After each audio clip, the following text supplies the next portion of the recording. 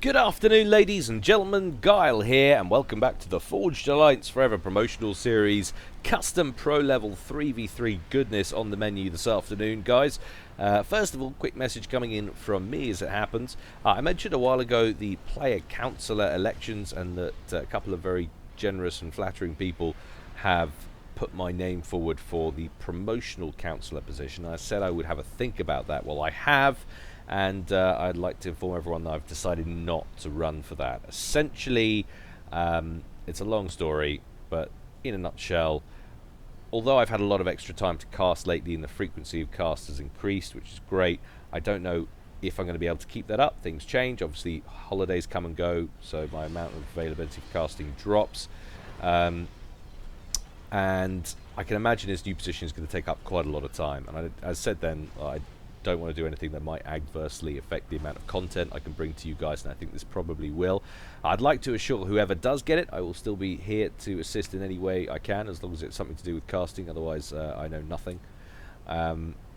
But essentially, guys, there's lots of other really solid people you could go for on that list who've been nominated. You've got people like Luzon, you've got people like Calvarox, Violet Anya, Architect, a bunch of other people as well. I can't remember off the top of my head the whole list, but you are spoilt for choice amongst really solid people who are online a lot more than me, who are more embedded into the community, and who would make a better promotional counsellor, I think, than I might. So anyway, that's enough of that.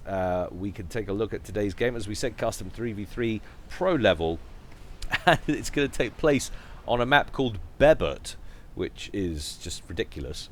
If someone could please explain to me in the comment section below what the significance of that name is and why it's called Bebert. I'd love to know. But anyway, you guys are ready, the players are ready, and I'm probably ready. So let's get on over to the game zone and see how these guys are going to get on.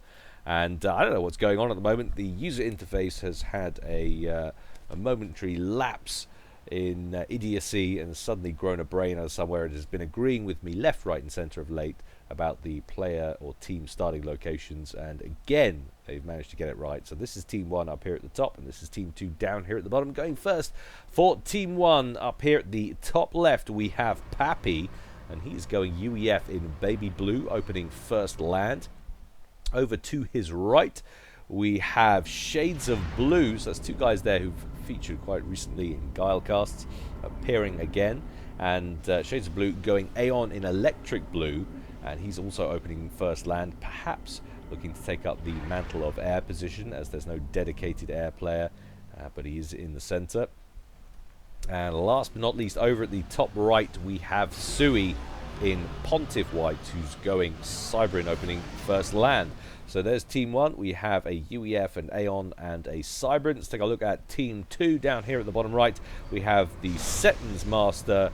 It's Solar with all the S's, and he's going UEF in Cyanide Scion. There's some more. What is the there must be a terminology for a C that has the F sound. There must be a word for that. Answers in the comment section below if you know the answer to that one. Anyway, there he is, and he's opening first land, already on the move with his ACU there.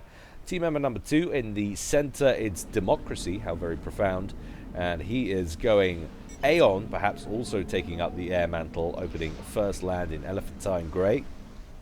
And last but not least, down here at the bottom left, we have Luca in Ferrari Red, who's also going UEF, opening first land. So Team 2 has 2 UEF and an Aeon. Now let's take a look at the ludicrously named Bebert map. And you can see there's a couple of side islands, 3 mass apiece on there. Some reclaim to be had in the form of a factory naval yard there on both of the meandering river bends. And quite a lot. We've got an Omni there as well. I missed that the first time I'd scanned over this. There it is in all its glory. And plenty of rocks and trees to scoop as well. So quite a lot of reclaim to be had there.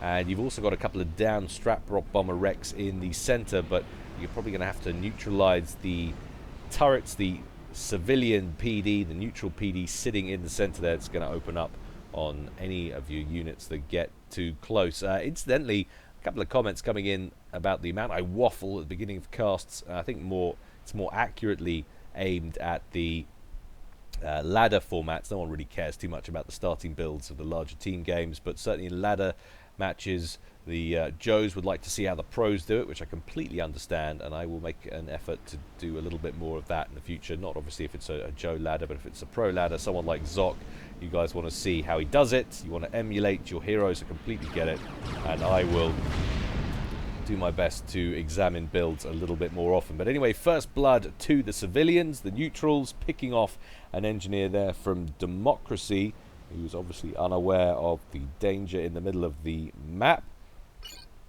which is interesting, because I thought I saw some scout planes go over there earlier. Perhaps it was just from Team 1's. No, there you go. So they've only just identified that. As I mentioned it, Democracy was like, what the hell did I just run into? So he sends a scout plane over. Well, it was some very nasty PDs. And Pappy, the first to scoop mass over on the left with an engineer. But instead of going after that, it looks like Luca has gone straight for the land factory on the island, and is in fact coming forward with his ACU. And the minimap tells me Sola's doing something very similar, although he's not going straight for the island. In first place, he's going to pick up the reclaim on that naval facility. Very wise indeed. T1 bomber out from Luca, kills the NG, but the mass has already been scooped. And now we're getting a transport, a courier laden with engineers coming out from Pappy. Where is it headed? Well, it's coming straight towards the center. I hope he's given that a wide enough berth, that eruptor. I'm sure he will have thought that through, and no doubt he will be looking to scoop those strap bomber wrecks ASAP. It's not just build capacity, sorry, so we've got some build capacity, but also a striker and a Lobo on there as well. The Lobo will take care of the eruptor. Very nearly lost a couple of units there. In fact, it's going to be down to the two furthers from Shades of Blue to deal with that. Couple of Auroras moving forwards from Shades of Blue as well, and are going to start wailing on the mass points of Democracy in what must be, I think, a redundant starting location. So perhaps this map is set up as a 4v4. I think that's probably the case. They're just playing it in the 3v3 format as of now. The arrangement of mass looks like core mass potentially. So Shades Blue going to pull up away from there with those Auroras, killing 3 of the 4 mass points, leaving 1 intact.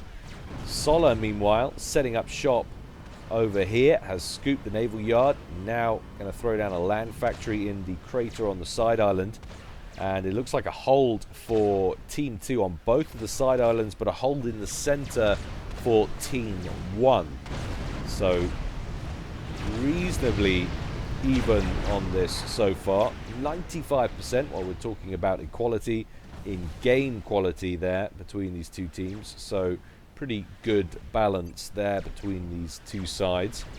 Although, having said that, Sola 1400 I don't think is particularly accurate. I think he's well above 1400 in general ability, but as we said before, it all comes down to the amount and type of games you play. In comes another little push from Shades of Blue.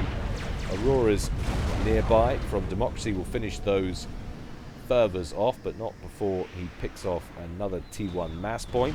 Meanwhile, Democracy have moved back into that starting location again, picked up those mass points, this time with the ACU. Things formulating nicely now. Sui has moved forward with his comm. Sola also obviously has moved forward, is now setting up shop there. This could be a potential weakness for Sui. He's getting an upgrade in the background on his commander there. Take it to the other side. Pappy not looking quite as vulnerable as he's setting up shop with some naval facilities. So a little bit of naval play there from Pappy, which could be interesting. I mean, you shut this off, you're going to gain, if you win the river, you're going to gain access by extension to that side island. Get a few governors in the mix down here, you're going to be able to harass the main base, but I don't think it's going to win the game for you outright. But it's going to be fascinating to see how it develops. First time watching a game on this map. Huge air fracas just south of the center of the map between Shades of Blue and Democracy. Shades of Blue is going to back up out of it with that one remaining interceptor.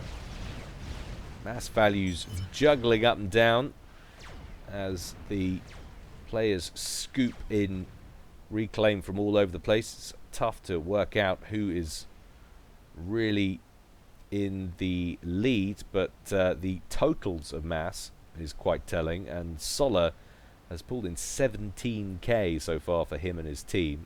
Sui has pulled in 16k, which is a little bit surprising,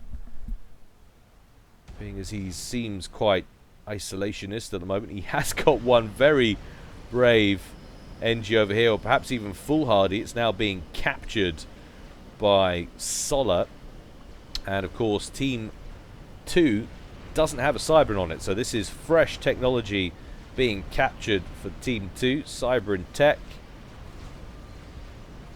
And there it goes under Solar's control. He's going to want to issue that a move command and get it back to safety.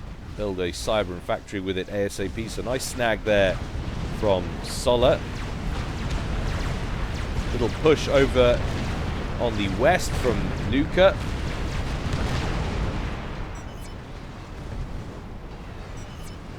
Something very oppressive about the amount of green on this, the type of texture on the ground, that repeating pattern. That's something unpleasant to my eyes. I'm not 100% sure what. Another little push in the east from Democracy. So this is not looking great for Team 1 now. They're losing control in the center. And what have we got here? What is on board that? So this is a massive striker drop with 2 T2 transports, 2 Starlifters completely full there, going in through that weak spot we were talking about earlier and going straight after Sui's main base. Starlifters opening up and down they go. All units make landfall. We've got the odd Lobo in there and a couple of Snoops as well, the combat scouts, but the rest are strikers. A few more Lobos probably would have done a bit more damage. And another transport in as well at the back. This one does have a high concentration of artillery on board.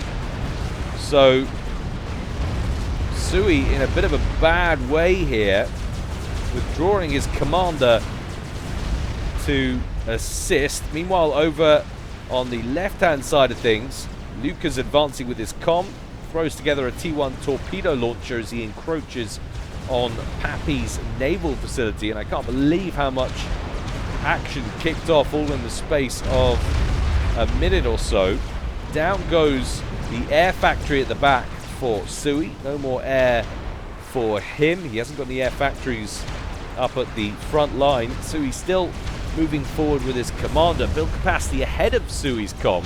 He's going to throw down a T1 PD. Now, has it been spotted by Solar? That's the question. I think it might have been, but all they really have to do is back up out of it. Solar won't worry at all if he loses all of these tanks. That won't be on his mind at all. He will just want to destroy the original base, take out all of those T2 mass points and the production facilities, and it looks like he's going to achieve it. So very well played indeed. There goes the last core mass point, and the T1 PD about to join it. Sui has constructed a Cerberus turret there with his comm. That's got the T2 engineering suite on board, and another one on the way. So Sui will secure this, but it's done huge damage to his eco. He drops down to about 35 mass per tick, right at the bottom of the pile by some margin. In fact, producing less than half, I'd say, the average of the other players in this game now. And you don't often see a torpedo launcher creep, but that's what we've got going on over here from Luca, slowly moving towards Pappy's naval facilities, but he's countering with triads from the beach, which I like a lot. Pappy's going to find it hard to win that, I think, just with torpedo emplacements. And now we've got a destroyer on the cards as well.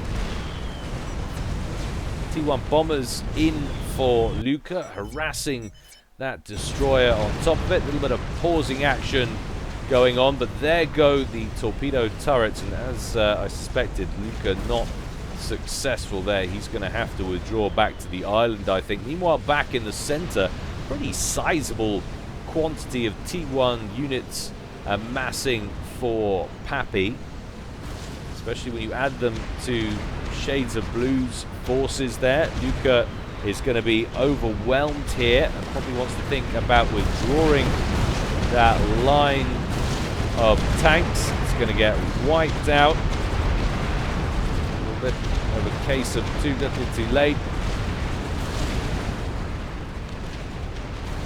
But with the amount of tanks rolling in from Luca, I don't think these units are going to get anywhere near the main base. What have we got going on over here? Democracy upgrading eco safely under shield coverage.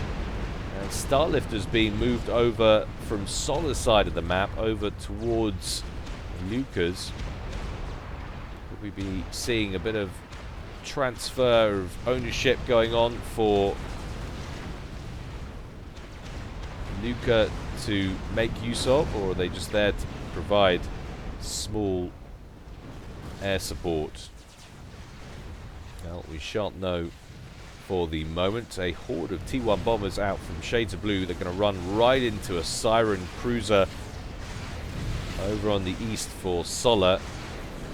So they're not going to get anything done. What's left on the inside of the river is going to wheel westwards.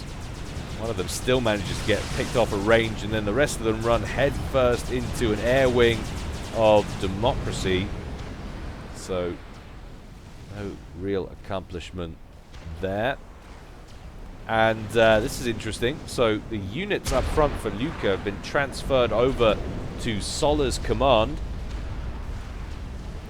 I wonder if that's because Solar's got a drop on the card somewhere. Looks like that's what he's doing. The Starlifters now moving in and loading up their forces. Could this be another attack, but this time against Pappy? We'll have to wait and see. Pappy looking pretty strong in the center, though, it has to be said. Starlifters inbound. Where are they headed? Well, the first waypoint there, right over the hillside there, but they're taking cruiser fire from the governor over there, and in comes Shades of Blue with a lot of T1 inties. One of the Starlifters goes down, and with Swiftwind to join the party as well. There goes another one. Solar tries to get what's left on the ground. It's going to be close, but he doesn't manage it. So all of those units and the Starlifters shot down. Very good defensive play there from Team 1, recognizing the threat.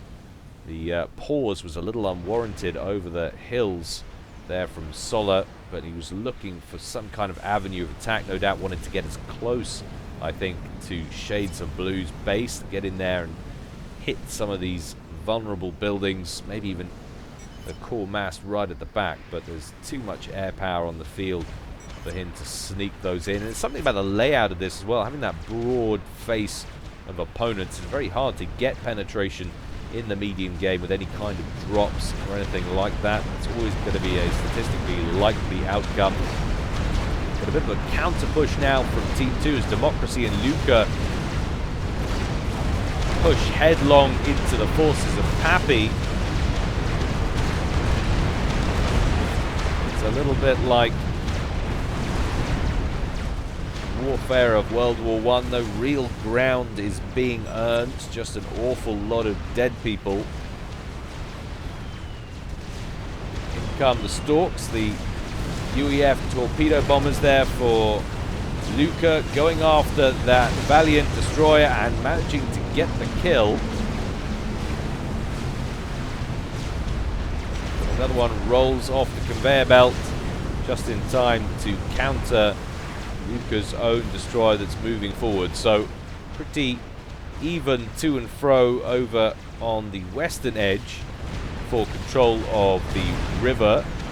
Nothing going on the same magnitude over on the right. Solar is completely dominant, but I like what I see here. Some units of build capacity for Pappy have made it onto the side island, thrown together a couple of T1 factories that are now fighting back against Luca, who even has his ACU in play. I guess he's concerned about the amount of naval units that Pappy's pumping out, because he's not really making a play to kill those T1 factories off immediately. Starts work on a railgun anti-air turret. Doesn't manage to complete it. He's got T2 engineering on that comm. I would be trying to get some T2 defenses online, some triads, get a little forward position up, some shield coverage, and then start working on some Gunthers and TAC missile launchers to take out the naval yards. That would seem the most sense, but whatever's in his mind, it doesn't seem that it's that. He's backing up out of it, perhaps doesn't like the level of pressure that Team 1 are bringing. Maybe fearful of mercy snipes, seeing that the Aeon player on Team 1, Shades of Blue, is now at T2, rolling around with a skimmer there, torpedo bomber. Who knows what goes through these players' minds unless they tell us in chat.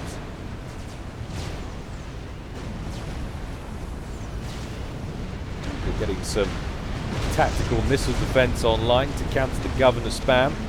Not really spam, it's just one cruiser in play on the river at present. But another push now over in the east from Solar. Couple of Salems this time as well, and that's dangerous, of course, for the obvious leg sprouting reasons. And Sui, of course, is backed up into his main base, getting an upgrade on his commander, but that could leave the forward base exposed, and we've got some important structures there, namely, of course, the T2 P-Gen, which would really hurt Sui if he lost it. But Shades of Blue up to T3, as is Democracy. Both players now engaging with ASFs. Shades of Blue to positive effect there. Seems to have a small advantage in the timing of his attack. So it is pulling up out of there over the top of a Transcender, which is going to pick off one or two of those air superiority fighters. But would you look at the reversal in fortune over at the west of the map? Luca ousted from that side island, and Pappy now comfortably setting up shop and potentially threatening the naval yards at range now with governor fire. Those cruise missiles coming in and picking off engineers as collateral damage.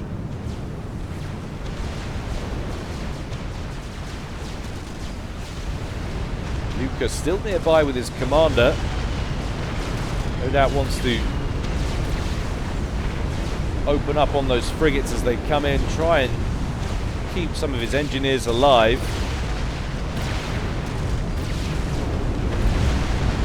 And there goes the naval HQ. They do manage to get a Valiant in play, but that's now taking governor fire as well. Oh, 275 hit points. Very close indeed, but the submarines, the Tiger Sharks, will finish that off. There's still one more slightly further back. And those engineers busy themselves with reclaiming what mass they can.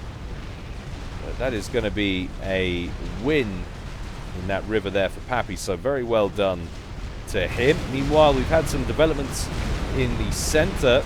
Large wall sections going down from Shades of Blue, but they've had holes blasted in them, and now Luca threatening to push through with T1 spam, but Pappy has upgraded his ground forces to T2, and pillars now in play, coupled with T3 from Democracy on the other side. Harbinger now on the field, so Democracy doing good work here. at the 20-minute mark. But would you look at the Salem issue that Sui is having. He's on an upgrade on his comms still. That's the same one, I think, from before, and he's now just eating destroyer fire. He's going to want to do anything he can to hold off cancelling that, because it's such a waste of eco. But he's going to have to do something, or he is stepping out of this game. Well,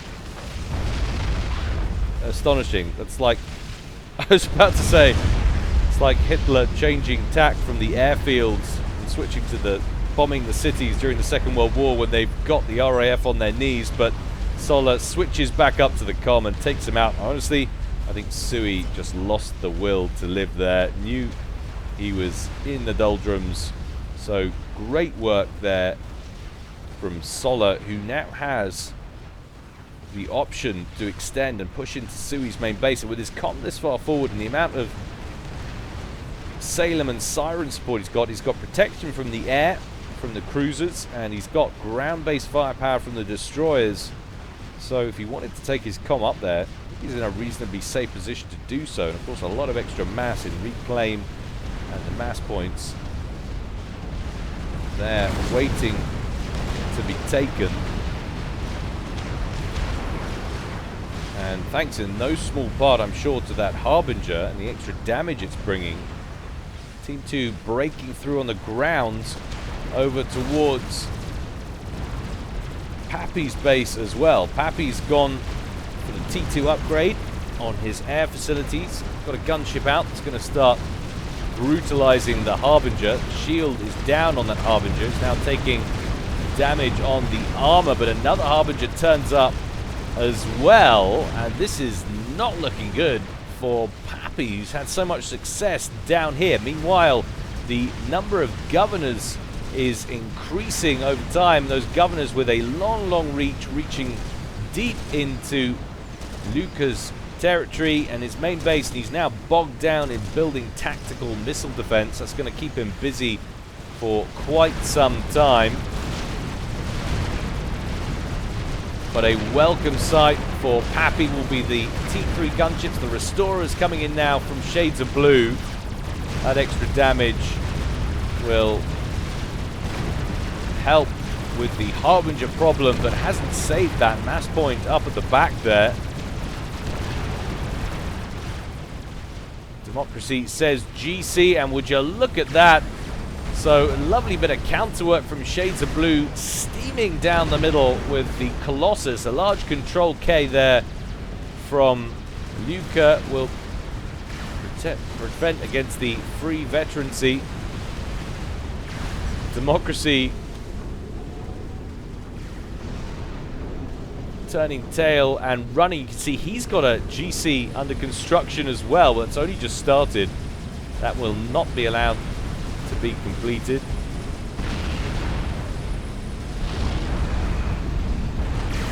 Zigzagging of the engineer in the air there.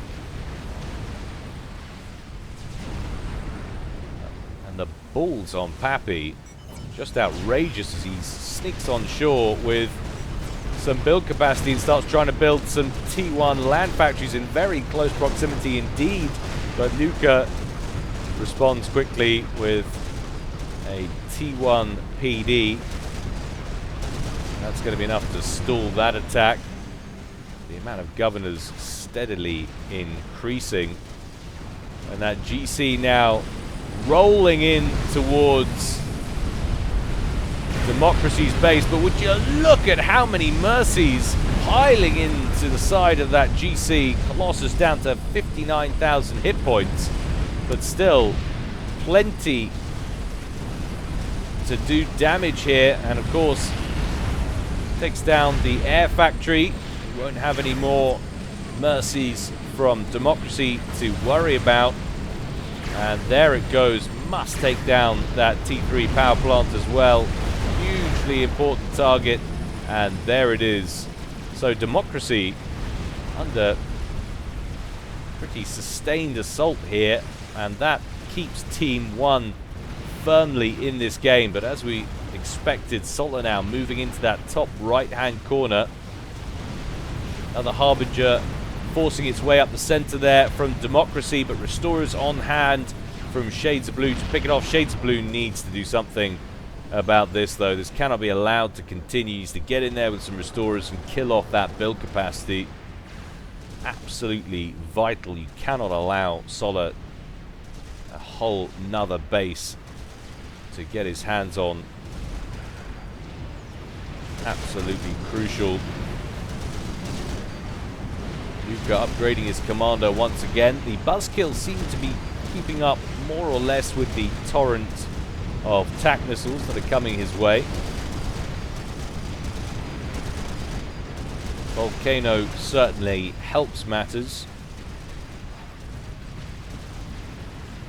Solar builds a GC, and there indeed is the attack from the skies from Shades of Blue, but he doesn't protect those Restorers with his ASFs. Instead allows them to get slaughtered by Solar. Stingers brought out from Solar as well to try and hit that GC, which now has 87 kills to its name, as withdrawing from Democracy's base. All the damage is more or less done. Democracy has bugged out over towards Solar's base. He's lost all of his core mexes and is significantly impacted on eco. Still putting out about 150 mass per tick. Solar way in the lead though in the 320s. Shades of Blue in second on 277. Pappy on 111. Not doing brilliantly. Everything he's done has been focused pretty much towards the naval play of late. So a lot of the eco has been plowed into those cruisers instead of into upgrading his economy. But he's starting to produce Percivals now, no doubt threatened by the Harbingers from Democracy not so long ago. And there's the experimental from Solar. It was a Fat Boy, and Solar and Democracy jointly working on a GC of their own, which is nearly complete. So if the Fat Boy doesn't oust the GC, another GC certainly will do, and that Colossus is now down to around 57,000 HP and taking a lot of long-range artillery fire.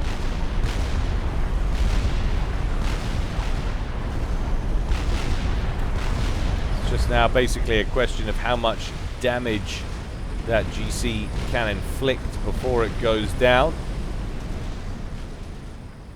Luca holed up in his base under shield and TMD coverage. Not really much else he can do at this point. So Sui out of the game. Luca shut down. Pappy slowly getting his eco built up. It's up to 143 mass per tick now. Democracy ousted but rebuilding. Essentially it's the Shades of Blue and Solar show for the foreseeable future, and another GC coming in now from Shades of Blue as well. Two GCs are going to pass one another. It looks like Democracy is no longer going to pursue. That is a wise decision. Needs to get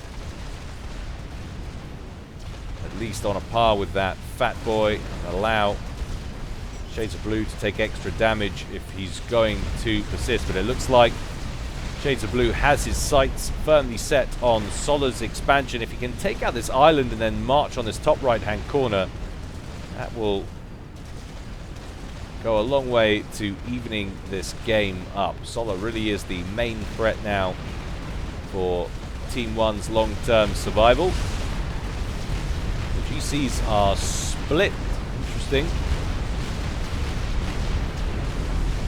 And this river, of course, too shallow to allow the GC to submerge, so these cruisers still have a solution on that experimental. Down goes the naval headquarters there for Solar, and a lot of build capacity getting hoovered up here. He needs a rank in veterancy. He's going to get one soon. He's 10 points away. 5, 4. It's going to be close. He needs one more point. Just an engineer will do it. There's one over here.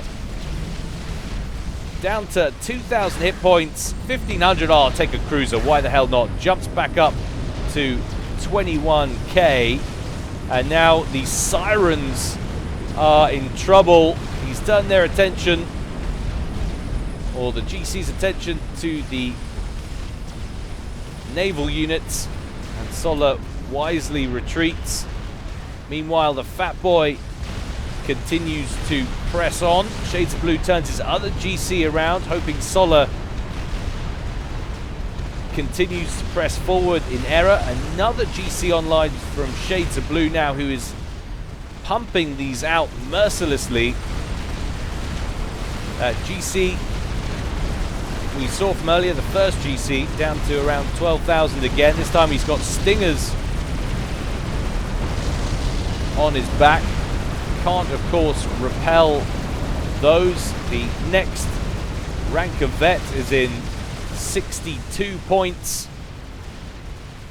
But he might well get it if he can get into the base on time. In come the ASFs from Shades of Blue. Down go the gunships from Solar. So the GC still online and now moving towards Solar's top right expansion.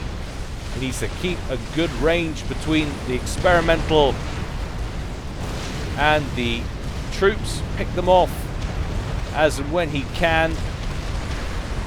Just one cruiser at the back and a Salem coming in now, still hitting that GC at range. ASF's forced to bug out, taking unnecessary fire from the cruiser.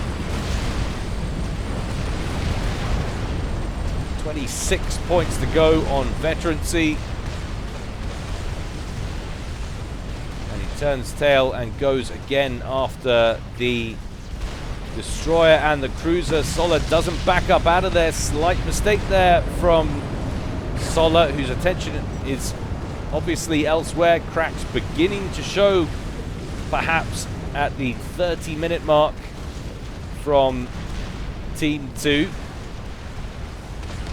And another rank of veterancy is accrued by the GC. It's now a 3-starred experimental and 31,000 hit points on board, and he can afford to just send that in as well. He should, before this base becomes a problem. Solar, recognizing the threat's going to mobilize those forces, no doubt trying to get them out away from the GC. And a Tsar under construction, lots of build capacity, including Shades of Blue's commander working on that one. There's a lot of triads in there, or I say a lot, there's 3. Luca constructs an experimental. Is that a Fat Boy? No, it's a GC. So you got to send that in against the Governors, which are holding him up in that bottom left-hand corner.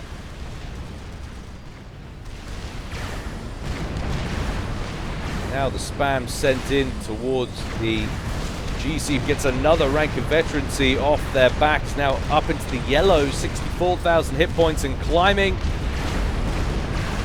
Solar having such difficulty with this GC, now has 250 kills.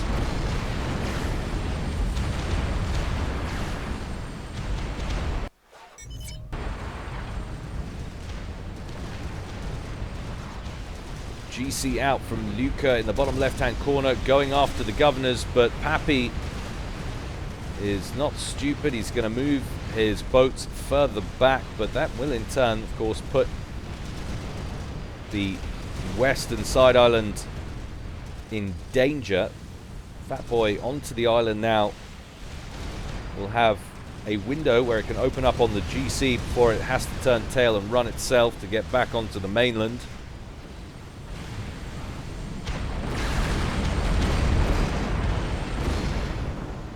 And that GC now at 5 stars. He won't get any more ranks of veterancy, but is getting 60 hit points a second, flying back onto the superstructure. And he should now just be able to wipe out this base. And in fact, the Tsar is online. Now, what are we looking at in terms of air power to counter this for Team 2? It looks like Solar has a lot, and indeed he does. 69 ASFs from him. No air force from either of his 2 teammates. Shades of Blue has quite a few ASFs as well. He's got 61.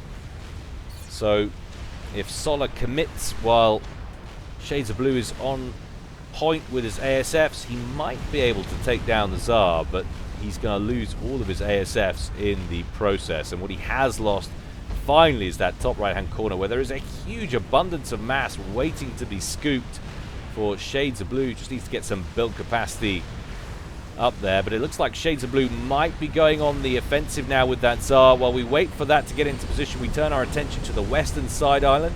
Indeed, that GC has advanced. It's taken quite a kicking. It's down into around 70% of its HP. Maybe a little bit under now, as it's taking Fat Boy fire in the back of the head. I think with all of the technology available to them, they would have been able to teach the GC how to crouch. But alas, he's going to have to stick with the dancing instead. And that Tsar was brought back. Didn't like what he was seeing there. We are starting to see some ASFs under construction now from Democracy, who seems to have recovered from the assault on his base earlier. 34 minutes gone now in this one, and the game has changed quite dramatically. It's still a 3-on-2, so potentially still an advantage there for Team 2. And there's certainly an enormous advantage in the amount of mass that has been scooped over the course of the game. Team 2 has pulled in 1 million mass in total. Strategic launch Team detected. 1, by contrast, only 675, but there goes a nuke, and there's some of that mass out from Solar. And where is it going? What? Oh no! And it's been wasted. Solar claiming a bug, and it wipes out the Fat Boy. Almost hits his commander. Excuse me. Says it bugged on him. Well, that's a real shame, because that surely would have been game. I'm not seeing... Well, I am in fact seeing we've got a strategic missile defense there, but there's no missile in it. Solar unlikely to know that, but he could have gone after any of the units up here.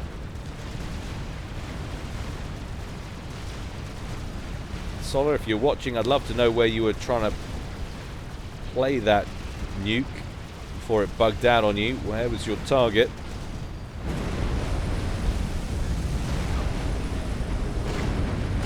GC rolling forward now. 397 kills on board. Now, going after it. Have you ever seen a Continental get sucked up? That's ridiculous. And there goes the T3, or sorry, yeah, T3 Naval Headquarters for Solar, who has pretty much been ousted from this side of the map completely and is cornered back in his main base. Solar still ranting. Solar said you didn't have nuke defense ready before I nuked myself. Well, that is a real shame. Well, by the sounds of things, he was going up here. He was probably seeing that Patron being built, and as such surmised that the anti-nuke missile could not be ready. Shades of Blue should be up to 3 GCs by now, so we've missed a few of them go down, but there's been so much going on this map, it's been impossible to keep up with all of it. But the other GCs, unless they've been transferred over to Pappy's control, and I haven't been seeing it, I think so.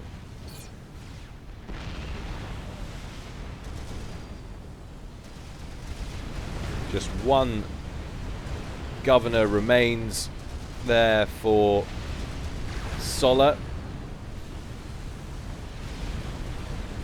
And I've only just realised, of course, Solar, being UEF, was assaulting Sui with Sirens and Salem's tech that he captured from him. So Lovely little bit of extra insult there. But surely now this is the end of that amazing, amazing run for GC number 1 there from Shades of Blue. 409 kills. Kills off the governor in the end, but does he want to commit all of his air forces to kill off those stingers? There's a lot of ASFs now in play between Solar and Democracy. Let's do a quick head count. Solar with 112 ASFs now, and Democracy nearby with an extra 20 or so. And it looks like Shades of Blue might be happy to let that one go. He's still got 95,000 hit points because he's got 150,000 hit points when he's fully health up. But oh no, Pappy in trouble. GC from Luca sent right up the western approach, and he says in private chat, local chat, the unimpressed face, but he catches up with Pappy's comm. Shades of Blue is going to bring in the Tsar, but it's going to be close. Pappy under fire again. It's going to come down to a matter of seconds. Which is going to go up first? It's going to be Pappy's commander. Oh no, Pappy caught out of position by Luca's GC. The GC will go down, but another one moving in as well. So Luca, who's been pinned back by Pappy the entire game, hits back with a GC, and that creates the perfect opportunity for Solar to come in with what's left of his air forces after he obviously engaged with Shades of Blue. Shades of Blue's air force has been annihilated. And there goes the Tsar. So suddenly, out of nowhere, Team 1 looking pretty comfortable. Now, Shades of Blue finds himself fighting all by his lonesome. And Team 2 are in the driving seat. Bizarre. Absolutely bizarre turnaround. Even with Solar wasting a nuke and more or less nuking himself by accident. I'd like to know what the bug was and if it can be fixed. Shades of Blue throws out the GG as Democracy's Colossus reaches his commander, and down he goes at 39 minutes and 40 seconds. Team 2, rather amazingly, emerges victorious. I mean, you say amazing, or I say amazing, not really when you look at the sheer amount of mass that has been accumulated. Team 2 massively out-ecoing Team 1. 1.3 million compared to 844,000. So huge advantage for Team 2. But in terms of pressure and map control, Team 1 were looking very strong indeed. But nice work indeed from Team 2. Well played, everyone. I hope you enjoyed that, guys. As always, more to come from me in the future. But in the meantime, stay well and stay safe. This is Guile, signing out.